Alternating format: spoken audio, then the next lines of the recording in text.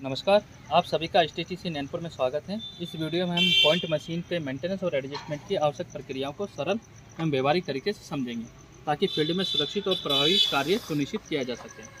पिछले वीडियो हमने schedule code EP1 के बारे में पढ़ा, जिसमें हमने मोटर पॉइंट के adjustment, MS pin, bridging, contact assembly, greasing nipple और ऑयलिंग, इनके बारे में हमने जाना।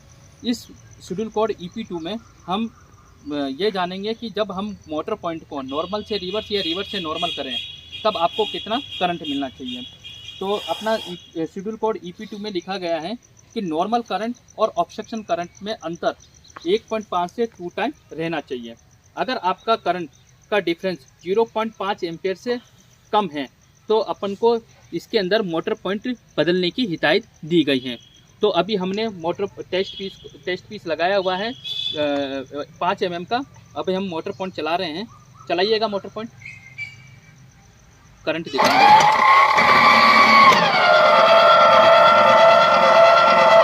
हाँ, अभी हमारी मोटर पॉइंट जब हमारा मोटर पॉइंट चला तब हमारी करंट 1.8 से 3.5 आई, यानी कि 1.8 हमारा नॉर्मल करंट है और 3.5 हमारा ऑब्स्ट्रक्शन करंट है। अगर हम 1.8 का 1.5 से दुगना करें तो 2.7 से 3.6 बैठता है, जो कि हमारा आ रहा है ऑब्स्ट्रक्शन 3.5। तो हमारे वो मानकों में सही है। तो यानी कि हमारा मोटर पॉइंट अभी हेल्दी है। तो यानी कि हमारे मोटर पॉइंट को रिप्लेस करने की आवश्यकता नहीं है। क्यों? क्योंकि हमारे उसके ऑब्स्ट्रक्शन करंट और नॉर्मल करंट में डिफरेंस 0.5 एम्पेयर से कम नहीं है। ठीक है, तो यानी कि हमारी मोटर पॉइंट हेल्दी है। ठीक है। हाँ, और अगर बाई चांस हमारे पास में क्लैम मीटर है, तो अगर बाई चांस आपके पास में क्लैम मीटर है और आप क्लैम मीटर से करंट ले रहे हैं तो आपको डिस्कनेक्शन की आवश्यकता नहीं पड़ेगी। लेकिन अगर आपके पास क्लैम मीटर नहीं है और आपके पास में ओनली मल्टीमीटर है, ठीक है, तो आपको ये 0 नंबर का तार हटा के यहाँ पर मल्टीमीटर लगा के आपको करंट लेनी पड़ेगी।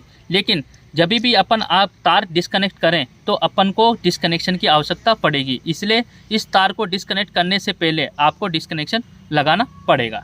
ठीक है।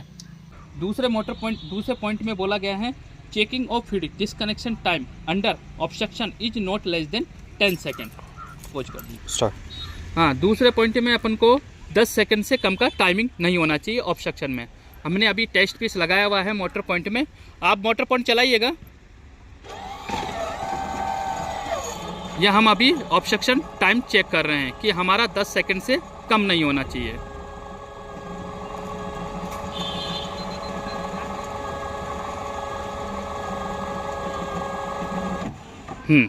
अभी हमारा ऑब्स्ट्रक्शन टाइम 14 सेकंड बताया है कि यानी कि हमारा अभी मोटर पॉइंट बिल्कुल हेल्दी है, 10 सेकंड से कम का टाइमिंग नहीं है।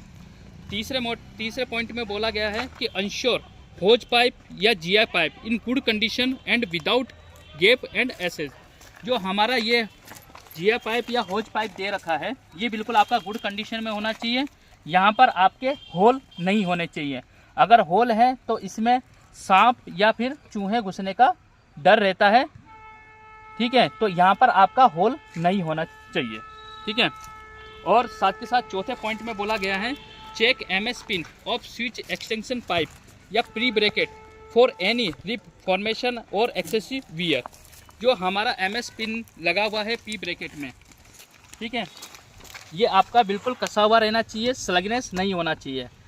नहीं तो क्या है, ये जो नट बोल्ट है ये आपके ऊपर उठने की संभावना रहती है। तो इनमें स्लगनेस नहीं होना चाहिए। ठीक है।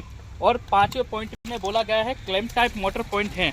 तो ये आपकी क्लैम्प टाइप मोटर पॉइंट है, जिसमें ये आपके स्टॉक रेल ब्रैकेट ग्रूव है, साथ के साथ ये आपका टंग रेल लॉकिंग आर्म असेंबली दी गई है।